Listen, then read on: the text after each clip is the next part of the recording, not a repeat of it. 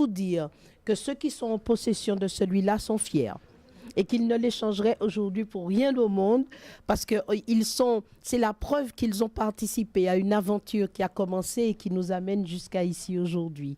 Alors je vous demande de les applaudir parce que vraiment, ils ont certains sont ici parmi nous et donc ils ont vraiment fait très fort. Les livres que je vous recommande. Et j'envoie mon livre à Armand Nicolas. Pourquoi? Parce que Armand Nicolas, j'ai 20 ans, je passe un jour devant une table et je vois un livre. C'est écrit 22 mai 1848, la révolution anti-esclavagiste en Martinique. Des révolutions anti-esclavagistes en Martinique. Comment? Il y avait des esclaves en Martinique. Pour moi, c'était les États-Unis. Moi, c'était l'Amérique, c'était les champs de coton, le blues, tout ça. Mais attends, en Martinique. Donc, je prends ce petit livret et je le lis.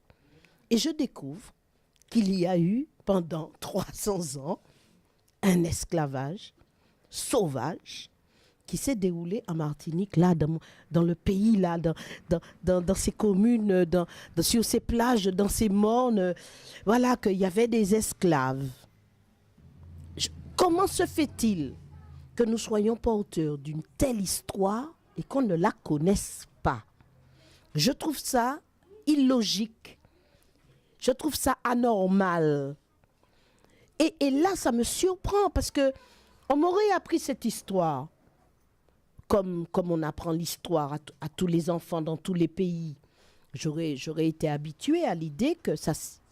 Mais le fait qu'on ne me l'ait pas apprise, je me suis dit, mais qu'est-ce que ça cache? Ça cache quelque chose. Si on ne m'apprend pas cette histoire, c'est qu'il y a une raison. Et donc, à partir de ce moment-là, je m'ouvre à une autre forme de connaissance sur la Martinique, sur le pays et sur les gens. Et à Armand Nicolas, je lui dois cette découverte. Je lui dois ce miracle. Et donc, en reconnaissance, en signe de reconnaissance, je lui envoie mon livre que je prétends pompeusement être un roman historique, parce que j'ai travaillé sur l'époque. Et il reçoit son 751, il l'ouvre, et de manière tout à fait extraordinaire, toutes les pages tombent et se répandent autour de lui. Toutes les pages, c'est-à-dire qu'il y a des livres, par exemple, ça c'est le livre de ma petite sœur, il a encore un petit peu de gueule. Voilà, donc il a encore un peu de tenue. Mais le sien, il l'a ouvert et les pages sont tombées. Il n'était vraiment pas collé. Donc ce vieil homme qui a 94 ans s'est baissé, a rassemblé toutes les pages, les a reclassées dans l'ordre et il a passé la nuit. Il a lu le livre en une nuit.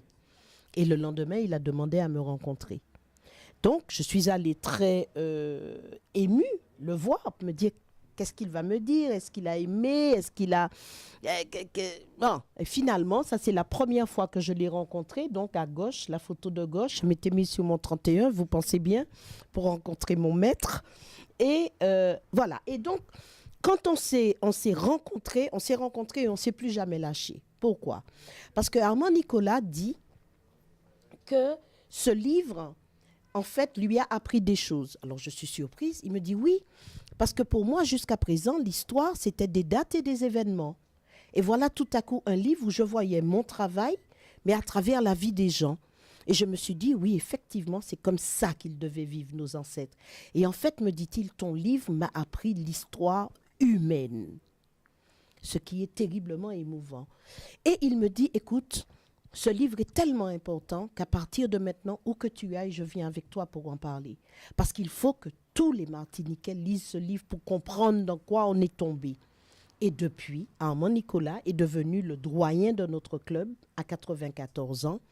Et il est, on a, comme c'était tellement fort, les souscripteurs n'ont pas voulu casser le club après la sortie. A priori, le club n'avait plus de raison d'être. Mais malgré ça, ils ont voulu continuer à rester dans ce club qui s'est agrandi aux nouveaux lecteurs. Et tous les 2 mois, nous faisons une rencontre du club, Zahir et Théophile, autour d'Armand Nicolas. On s'assoit autour de lui et il nous parle d'un sujet d'histoire. Parce que c'est un puits de science, ce monsieur. C'est une bibliothèque à lui tout seul. Et donc, il vient avec nous partout. Toutes les photos que vous voyez, ce sont des manifestations que nous avons faites avec lui. Et c'est mon fan numéro 1. Et même, je peux même vous dire que c'est mon amoureux. Et alors, voilà donc un livre qui s'appelle Zahir et Théophile, pas de pitié pour les nègres. Parce que lorsque je décide d'écrire ce livre, je pars pour raconter une histoire d'amour. Zahir, son acte de décès me dit qu'elle a 37 ans. Théophile, dont l'acte de décès m'apprend qu'il a 30 ans. Shelcher me dit que ce sont 2 Africains, tous 2 de la même tribu, mais il ne dit pas laquelle. C'est tout ce que j'ai comme information. Et donc, la question, c'est comment était la Martinique en 1838 lorsque cette histoire se déroule. Donc, je plonge dans notre histoire. Je passe 4 mois aux archives départementales. Je plonge dans les archives coloniales. Et je ressors de là avec une déprime et un nouveau titre. Une déprime, parce que ce que je découvre et dont je vais vous donner un aperçu qui ne dévoile rien au contenu du livre est monstrueux. Et un nouveau titre, parce que ça ne pouvait plus être les amants de la rivière Salée. C'est devenu pas de pitié pour les nègres. Car je découvre déjà le contexte, l'époque. En Martinique, en 1838, il y a à peu près 25 000 habitants. Il y a 5 000 personnes libres qui vivent librement, dont des blancs et des mulattes qui viennent d'acquérir des droits civiques. Ils se sont battus pour avoir les mêmes droits que les blancs. On se croirait vraiment, il n'y a pas si longtemps aux États-Unis, mais bon, voilà, les mecs, ils se sont battus pour avoir des droits de commercer, de fonctionner, etc. Et puis, il y a 20 000 esclaves, 21 000 esclaves noirs, africains, déportés ou nés en déportation. À ce moment-là, la traite négrière, la traite même est déjà abolie par les Anglais, mais elle continue de manière clandestine jusque dans les années 1860 à peu près, où ce fameux bateau qui doit être l'un des derniers du diamant qui a donné lieu à ce lieu de mémoire réalisé par Laurent Valère, ce bateau qui fait naufrage avec tous ces gens, ces pauvres gens qui meurent. Donc, ça continue pendant encore très longtemps, mais voilà la situation de la Martinique. Et quelles sont les forces qui sont en présence à ce moment-là? Il y a 3 forces principales en présence, et les 3 forces se liguent contre cette communauté d'Africains qu'ils martyrisent. Donc, ils partent en délégation, ils vont en pirogue, ils font le tour de l'île, ils arrivent à Saint-Pierre. Et là, ils vont au conseil colonial voir les colons. Ils font une réunion avec les colons, ils disent aux colons, écoutez, nous avons entendu parler de votre affaire de meurtre, là, mais on n'a rien à voir avec cette histoire. Hein. Nous, c'est pas nous, on est venu vous dire que ce n'est pas nous, donc c'est pour que nous ne soyons pas menacés par vous. Donc, les colons disent, OK, bon, mais puisque vous êtes venus nous le dire, on vous croit, il n'y a pas de problème. Et la délégation s'en va. Il y a parmi les colons un dénommé Beau Soleil. Il est là, il regarde les Caraïbes, cette troupe de Caraïbes, et il dit aux autres, mais tous les hommes sont là. Et si on en finissait avec une fois pour toutes, on pourrait avoir toute l'île. Il monte une milice à cheval et il massacre les hommes Caraïbes, tous. Et les témoins racontent la lutte de capitaine Nicolas, dont on dit, et c'est Armand Nicolas aussi le raconte dans son livre, dont on dit, les témoignages racontent comment Nicolas s'est défendu comme un lion. Il a plongé dans la mer au large de Saint-Pierre et le pauvre, il allait au fond chercher des pierres qu'il lançait comme ça sur le rivage, alors qu'en face, il avait des gens qui avaient des fusils et qui l'ont tué d'une balle dans l'œil. Bonjour et bienvenue, il y a encore une place, tu peux t'asseoir là. Et donc, Nicolas prend une balle dans l'œil et quand il voit flotter le cadavre du chef ayant éliminé tous les autres hommes, il disait, on n'a qu'à aller dans le village et puis on finit avec ça.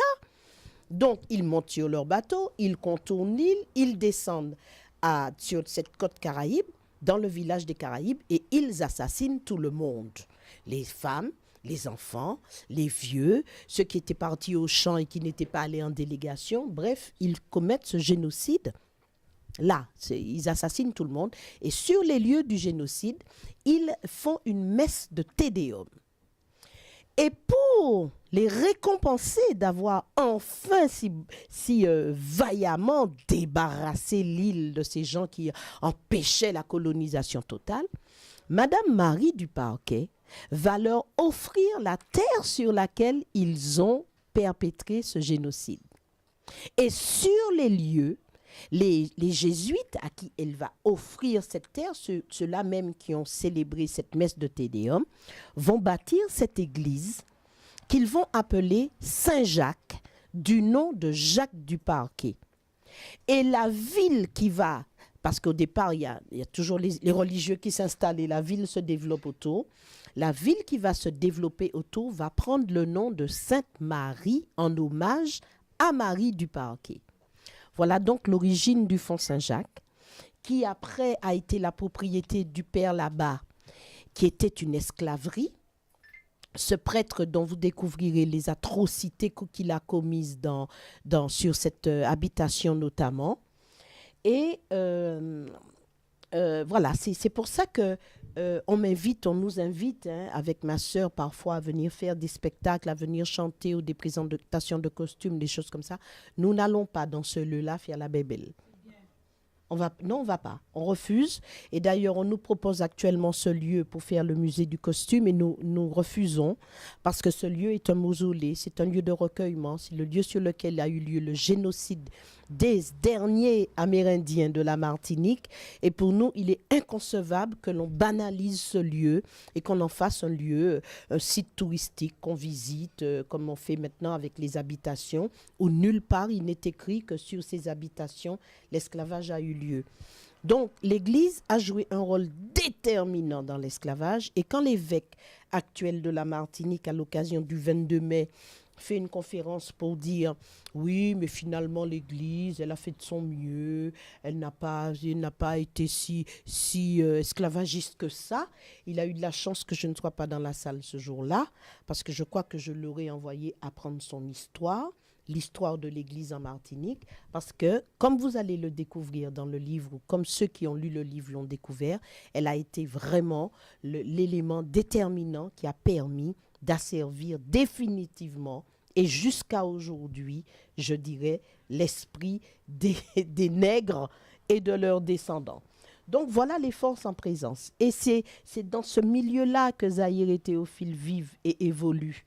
Et j'ai publié également dans le club, et je le republierai, cette description que Schellcher fait de la vente d'une esclave à laquelle il assiste entre un pot de chambre et un balai, où après avoir vendu le pot de chambre, enfin, ou la chose là, on vend une autre chose, qui est une jeune femme qui est là, et on la met à prix 100 francs, et elle est adjugée, et son maître vient, regarde ses dents, comment elle se comporte et tout, et puis finalement, elle le suit parce qu'elle vient d'être vendue comme un matelas, comme un pot, comme une chose, quoi, puisque nous étions considérés, nos ancêtres étaient considérés moins que des choses et coûtaient quand même moins cher qu'un cheval à l'époque. Donc voilà, voilà le milieu dans lequel que Zahir et Théophile ont connu. Et à l'époque, en 1838, la valeur d'un esclave est de 1200 francs or de l'époque. C'est ce qui est dit dans cet extrait d'un ouvrage d'époque que j'ai retrouvé sur Internet. Et je voudrais aussi vous informer, parce que on croit tout savoir. Est-ce que vous saviez quelle était la ration d'un esclave depuis le Code noir de Colbert? Qu'est-ce que nos ancêtres avaient à manger? Eh bien, on leur donnait 2 pots par semaine, 2 pots et demi de farine de manioc, donc à peu près 1 kilo de farine, 1 kilo 250 grammes de farine, et 1 kilo de bœuf ou 1 kilo et demi de poisson, qui était souvent du poisson séché, donc de la morue. Et les enfants de moins de 10 ans avaient droit à la moitié de cette ration. Donc voilà ce que avaient pour manger chaque semaine des gens qui devaient travailler 10 heures par jour dans des champs de canne, dans la chaleur, à travailler sans relâche.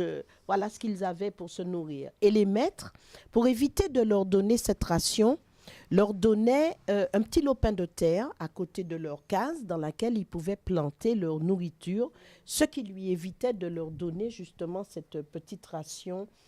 Voilà. Et donc, ça, c'est un document que j'ai retrouvé également qui donne la valeur d'un esclave à l'époque par rapport à un hectare de terre en Martinique et en Guadeloupe. Alors, on s'arrête à 1847. En 1847, un hectare de terre vaut 2200 francs or et un esclave 1213 francs or. Voilà. Donc, l'esclave valait encore moins que la terre, moins que tout, quoi. Et pour 1213 francs de l'époque, on pouvait faire quelqu'un travailler toute sa vie pour rien. Donc, il était très vite rentabilisé. Alors, pas de pitié pour les nègres, parce que je découvre que, en cherchant, que 10 ans avant l'abolition, en 1838, il y avait des réunions au Conseil colonial pour savoir qu'est-ce que nous allons faire d'eux, parce que l'Angleterre veut qu'on abolisse. L'Angleterre veut la ruine de la France. Ils nous ont déjà fait abolir la traite. Donc ils vont nous faire abolir l'esclavage. Ils l'ont déjà aboli. Ils veulent qu'on abolisse. Donc, comment on va faire? Parce que les champs de canne sont toujours là. Il y a 500 usines à faire tourner. Nous, on n'a pas les moyens de payer ces gens-là. Comment on va faire? Et ils discutent ensemble et ils élaborent un plan. Ils élaborent un plan pour savoir comment, si un jour il y a une abolition, comment ils vont faire pour garder ces gens-là en esclavage quand même. Je vous laisse découvrir la suite dans le livre. Et ce que je peux déjà vous dire, c'est que lorsqu'en 1848, il y a la fameuse abolition, cela ne veut absolument pas dire qu'il y a libération. Les esclaves n'ont jamais été libérés, car revenons en 1848, le 23 mai 1848, ça mériterait un roman, ça. 23 mai. Non, sérieux. Le 23 mai 1848, l'esclave enfin libéré se lève. Il se réveille, il se dit, messieurs, m'en libre. Enfin, je suis à moi, je m'appartiens. Je m'appartiens, je pars, je quitte cette prison, ce lieu, cet enfer. Il prend son baluchon, il ramasse les 2-3 hardes qu'il a, il met ça dans un bout de toile, il met ça au bout de son bâton, et puis en route pour une nouvelle vie. Quand il arrive devant l'entrée de l'habitation, il trouve 2 gendarmes à cheval qui lui disent, mais monsieur, où est-ce que vous allez? Ah ben, je ne sais pas moi. Ils disent, ah, vous ne savez pas. Et vous allez manger quoi? Il dit, ben je ne sais pas, je vais trouver des fruits. Ah, donc vous allez voler alors. Parce que les fruits ou les légumes, ils appartiennent à quelqu'un. D'accord. Et vous allez dormir où? Ah ben vous ne savez pas où vous allez dormir non plus. Vous n'avez nulle part pour aller, vous ne savez pas ce que vous allez manger, monsieur, vous êtes en situation de vagabondage. Et c'est une situation qui est punie par la loi. Vous avez 2 possibilités. Ou je vous emmène au tribunal, vous serez jugé et condamné à de la prison ferme pour vagabondage. J'ai retrouvé des jugements dans les archives condamnant des gens pour vagabondage à la prison ferme. Ou bien vous retournez chez votre maître, votre ancien maître, et puis vous dealez avec lui parce que vous ne pouvez pas vous retrouver. On ne peut décemment pas accepter de voir des hordes de nègres comme ça sur les bords des routes. Ça, c'est pas possible. Alors, retournez voir votre maître et dealez avec lui. Qu'est-ce que vous auriez fait à sa place? Quitter une prison pour aller en prison? Je ne sais pas. Moi, je serais retourné dans la prison que je connais le mieux. Donc, il arrive. Le maître lui dit, mais comment? Qu'est-ce que tu fais là? Mais tu es libre comment? Il dit, oui, mais je n'ai nulle part où aller. Il dit, ah, tu n'as nulle part où... Que c'est embêtant. Bon, eh bien, ta case, elle est toujours là. Elle est vide. Tu peux la récupérer. Mais je ne suis plus obligé de te loger. Alors tu vas me payer un loyer. Et puis le petit bout de terre que je t'avais donné pour planter là, je ne suis plus obligé de te nourrir.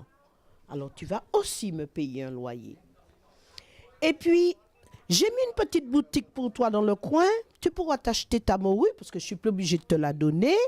Ton tafia, ton huile, tu pourras t'acheter ça là. Et puis comme ta place est libérée dans le champ, eh bien reprends-la. Mais comme tu n'es plus mon esclave, je serai obligée de te payer. Mais avant de te payer, je vais me payer ce que tu me dois et je vais te donner le reste. Je vous laisse imaginer le temps qu'il a fallu à un homme et une femme pour décider de se mettre ensemble, de faire un enfant et de l'envoyer à l'école pendant des années pour qu'il devienne au mieux un maître d'école. Parce que là encore, à l'époque, les métiers étaient cloisonnés, le commerce était réservé aux créoles, les professions libérales aux mulâtres et les petits métiers aux noirs. C'est toujours le cas. Mais en tout cas, là, à l'époque, c'était encore plus flagrant. Oui. Les créoles, c'est comme ça qu'on appelait les békés avant. Ils avaient 2 noms. On ne les appelait pas encore békés. On les appelait les créoles ou les habitants. Voilà comment on appelait les personnes blanches qui naissaient dans les colonies, vivaient dans les colonies, s'implantaient et se développaient dans les colonies. On les appelait les créoles. Dans toute la littérature, dans tous les documents, dans tous les actes de jugement, dans tous les livres, dès qu'il était question de déterminer cette communauté de 5000 personnes, on disait les créoles. C'est eux les créoles. Non seulement ce sont les véritables habitants de la Martinique aussi, mais ce sont les créateurs de la Martinique qu'on connaît aujourd'hui. Ils ont fait venir des chiens, ils les ont appelés des chiens créoles.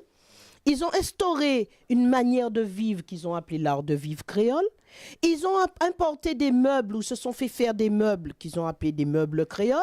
Ils ont construit des maisons qui sont des maisons créoles. Ce n'est pas dans ces maisons-là que nos ancêtres habitaient. Et puis ils ont importé un nègre qu'ils ont appelé un nègre créole.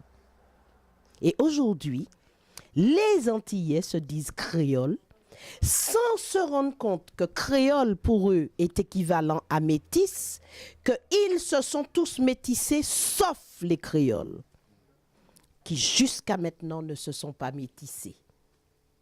Donc il y a une espèce de folie, c'est de la folie, qu'aujourd'hui, les Antillais, comment ? Les Antillais se disent créoles, parce que pour eux, on a mis dans leur tête que créole, ça voulait dire métis. Et les vrais créoles qui savent qu'ils sont les vrais créoles, je sais pas, moi, à leur place, je rigolerais. Hein? Hein? Moi, je rigolerais. Mais ils doivent rigoler, bien sûr qu'ils rigolent. Bien...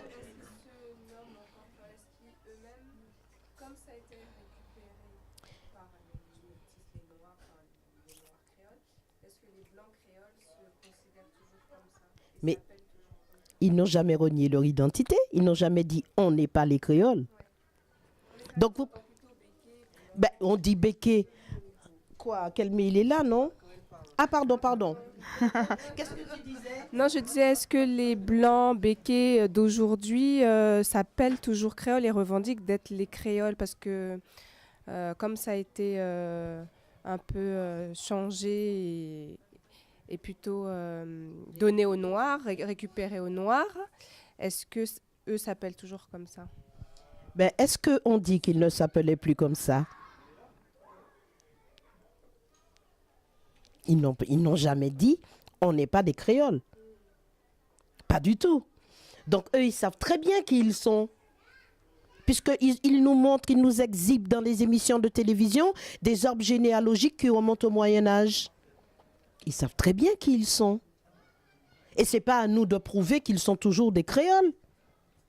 Mais c'est à nous de prouver que nous ne sommes pas des créoles.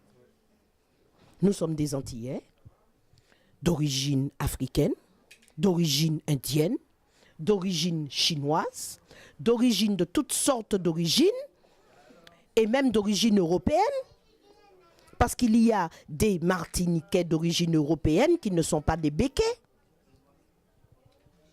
qui ne sont pas de descendants justement des créoles, qui sont installés en Martinique suffisamment longtemps pour se dire martiniquais. J'en connais plein, des blancs martiniquais, qui ne sont pas des créoles et qui ne peuvent pas se prétendre créoles parce qu'ils n'ont pas les prérogatives du créole. Et ce qu'il y a de fou, enfin que je trouve personnellement complètement fou, c'est de voir que nous revendiquons une identité. C'est comme si on prenait, je l'ai déjà dit mais je le répète, l'identité du bourreau de nos ancêtres et qu'on se dit, le créole c'est moi je suis créole. Moi je trouve ça fou. Les gens ne savent pas parce qu'ils sont embarqués et attention, ils vont vous combattre quand vous allez leur dire vous n'êtes pas créole. Et en même temps, moi, vous savez, je suis rentrée aux archives avec un énorme agacement contre les Martiniquais parce que je trouvais qu'ils étaient passifs, dociles, un peu lâches. Vous savez, on est individualiste, on est solidaire qu'en cas de catastrophe naturelle. Là, tout à coup, il y a quelque chose qui se réveille en nous et qui fait qu'on a envie de savoir, comme actuellement, la mobilisation pour la Dominique ou pour Saint-Martin. Quand il y a un truc qui se passe, on a envie d'aider notre prochain, notre voisin. On est ensemble. On est ensemble. On l'a vu en février 2009. Quand les gens venaient et déposaient des régimes de bananes comme ça dans les étals des marchés gratuitement pour donner de la nourriture aux gens qui étaient en grève. On l'a vu pendant ces moments-là. Donc, je suis rentrée là avec beaucoup d'agacement. Et quand je suis ressortie, c'était avec une déprime terrible. Parce que je me suis dit, bon sang, mais qu'est-ce que ces gens-là nous ont fait là? Mais ils nous ont privés de toute possibilité de nous épanouir, exactement comme ils ont fait pour Haïti. Ils ont enlevé à Haïti, par la dette qu'ils ont imposée pour leur donner une liberté qui n'était que légitime, toute possibilité de s'épanouir en tant que pays indépendant. Voilà. Et donc on s'est retrouvé dans cette situation où aujourd'hui, on se dit créole, parce que pour nous, créole égale métis. Parce que ces 5000 blancs auraient trouvé le moyen d'engrosser ces 20 000 nègres et de faire qu'il n'y ait plus de noirs en Martinique, d'ailleurs. Je vais vous montrer un autre document. Ceci, c'était juste une parenthèse pour vous dire que c'est dans cette inhumanité la plus totale que, nonobstant toutes les difficultés, les Africains qui ont traversé et qu'on a mis nus, parce que la nudité est quand même le premier moyen d'asservir un homme, eh bien, ils ont traversé nus dans les cales des bateaux, ils ont été vendus nus des fois à la descente même du bateau. Ils ont été maintenus nus parce que le code noir ne leur donnait que 4 mètres de grosse toile par an. Sans savoir, et le maître ne se souciait pas de savoir où ils allaient trouver les aiguilles et le fil pour pouvoir coudre les vêtements. Eh bien, ceux-là même ont créé, ils sont arrivés avec les pratiques culturelles et artistiques de leur région, de leur pays, et ils ont survécu grâce à ce que Aimé Césaire a appelé les armes miraculeuses de la créativité.